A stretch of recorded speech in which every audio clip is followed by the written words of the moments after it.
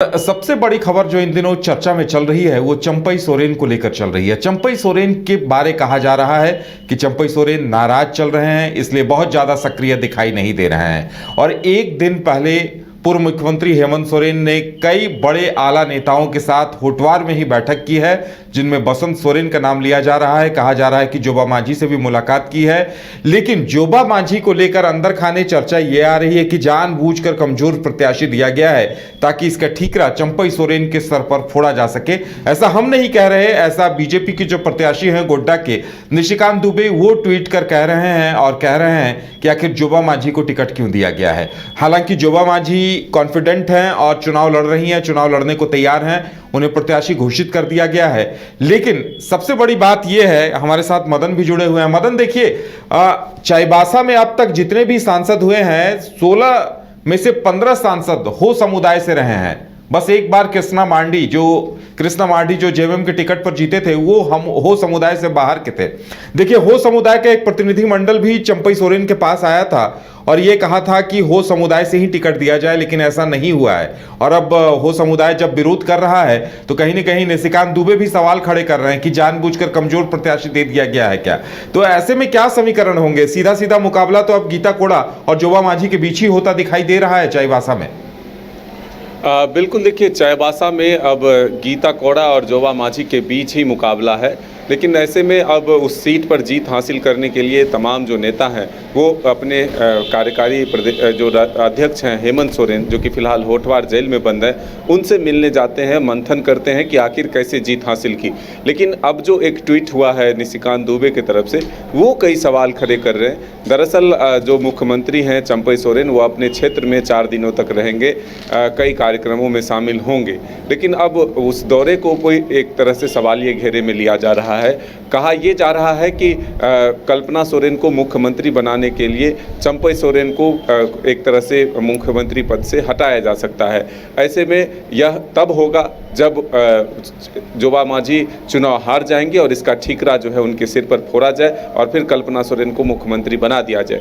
लेकिन ये जब ट्वीट करते हैं तो वो ये भी जिक्र करते हैं कि मधु कोड़ा के बाद दूसरा मौका होगा जब उस क्षेत्र से आने वाले दूसरे मुख्यमंत्री को सोरेन परिवार जो है बेदखल करेगा, यानी कि पद से हटाएगा। ऐसे में अब एक तरह से ये सवाल जो है निशिकांत दुबे ने ज़रूर उठाया है। हालांकि जेएमएम उस सीट से जीत को लेकर के काफ़ी आश्वस्त है। पहले से भी जेएमएम के नेता ये कह रहे थे कि हमारे किसी भी नेता को अगर उम्मीदवार बनाया जाता है तो हमारी पार्टी इतनी मजबूत है वहाँ कि उनको जीत हासिल होगी ही। ऐसे में 5 विधायक जो हैं वहाँ से जेएमएम के आते हैं, पांचों क्षेत्र में जो है अपना एक्टिव रहते हैं, वहाँ पर संगठन मजबूत है। ऐसे में सिर्फ एक विधायक ही उस लोकसभा क्षेत्र के कांग्रेस के थे, जो कि कांग्रेस भी हमारे साथ है, तो ऐसे में वहाँ के मतदाता भी हमारे साथ हैं। तो ऐसे में कोई ऐसी परिस्थिति नहीं बनती कि जोबा मांझी हार जाए। लेकिन अब जो पार्टी के अंदर ही नाराज़गी की बात निशिकांत दुबे ने सामने लाया है, ऐसे में अब ये माना जा रहा है कि क्या चंपई सोरेन के बिना जानकारी के ही जोबा मांझी को उम्मीदवार बना दिया गया।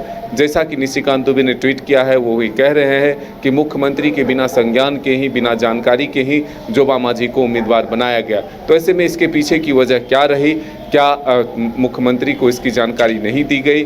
कौन आखिर इसका निर्णय लिया? और जब मुख्यमंत्री उसी क्षेत्र से आते हैं तो ऐसे में आखिर उनको क्यों जानकारी नहीं दी गई? ये कई सवाल हैं और इसके ये माना जा सकता है कि लगातार जो जेएमएम के नेताओं की नाराज़गी के दौर चलने, चाहे वो लोबिन हेम्ब्रम हो, चमरा लिंडा हो, जेपी वर्मा हो, इन सबों को भी मनाने की कोशिश की प्रक्रिया जो है वो शुरू कर दी गई है। तो ऐसे में हम कह सकते हैं कि होटवार जेल तक पहुंचकर अपने नेताओं को मनाने की कोशिश लगातार की जा रही है। मदन, देखिए, ये भी कहा जा रहा है कि भले चंपई सोरेन को नहीं बताया गया, नहीं जानकारी दी गई, लेकिन सवाल ये भी है कि देखिए, ये सीट कांग्रेस की थी, कांग्रेस के टिकट पर गीता कोड़ा ने जीत हासिल की थी, कांग्रेस का भी वहां दावा था। जेएमएम ने ये कहा कि चूंकि 5 विधानसभा सीट हमारी है, हम वहां ज़्यादा मजबूत हैं, हमें ये सीट दे दी जाए।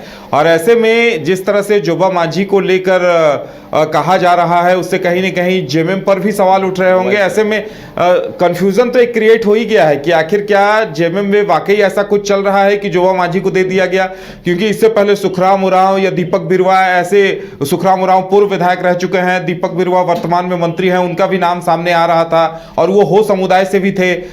हालांकि सुखराम उरांव हो समुदाय से नहीं है, लेकिन उनकी दावेदारी भी सामने आ रही थी, लेकिन अंतिम तौर पर जोवा मांझी का नाम आया है। और ये सबसे बड़ा डैमेज करने वाला फैक्टर है कि ये जो कहा जा रहा है कि चंपई सोरेन की सहमति नहीं है और चंपई सोरेन अभी तक चुप्पी साधे हुए हैं, क्योंकि अब देखिए अगर जोवा मांझी को मजबूत करना है तो चंपई सोरेन को भी यह बयान देना होगा कि नहीं, ऐसी कोई बात नहीं है।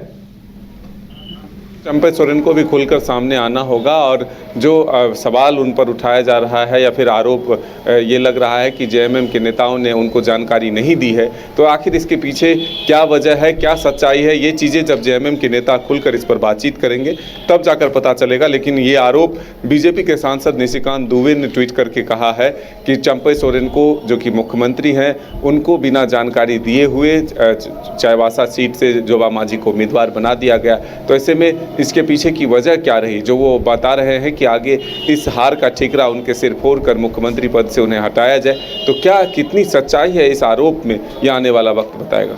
चलिए मदन, हमारे साथ जुड़ने के लिए और तमाम जानकारी देने के लिए आपका बहुत बहुत धन्यवाद। तो देखने वाली बात ये होगी कि वहाँ समीकरण क्या कुछ उभर कर सामने आते हैं और जोवा मांझी खुद को कहाँ तक साबित कर पाती हैं।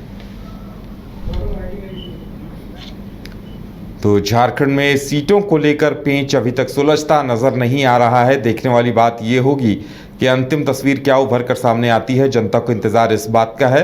हालांकि फर्स्ट फेज को लेकर लगभग तस्वीर स्पष्ट हो गई है, क्योंकि जेएमएम की तरफ से चाईबासा सीट पर जो संशय कायम था उसे दूर कर दिया गया है। जोवा मांझी को प्रत्याशी के तौर पर नाम की घोषणा कर दी गई है। लेकिन वहीं अंदर खाने इस तरह की चर्चा हो रही है।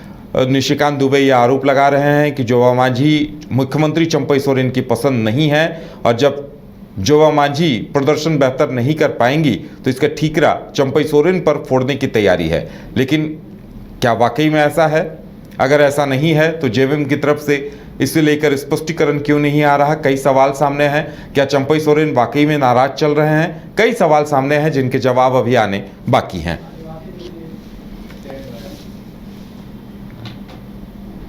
एलीट इंस्टीट्यूट, अगर आपके अंदर चाह है तो एलीट आपकी राह है। आईआईटी हो या मेडिकल, आप चाहते हैं अपने आप को उत्कृष्ट दिखाना, आप चाहते हैं खुद को एक आईआईटीएन के रूप में दिखना या मेडिकल के क्षेत्र में आगे बढ़ना, तो एलीट आपके लिए बहुत बड़ी ताकत के साथ आपके सामने है। आइए, खुलिए, बढ़िए, पहुंचिए। Elite institute. ये गर्मी, बड़ों का बुरा हाल है तो सोचिए बच्चों का क्या हाल होगा। निरस और बोरिंग समर को बनाना हो हैपनिंग तो सीधे चले आइए वाइल्ड वादी वाटर पार्क। गर्मी में आपके मस्ती का डेस्टिनेशन, जहां है water park, fun zone, tempo line, साथ में hunting house, flower park, rope course और bird park. Monday to Friday only 300, शनिवार रविवार 400 में।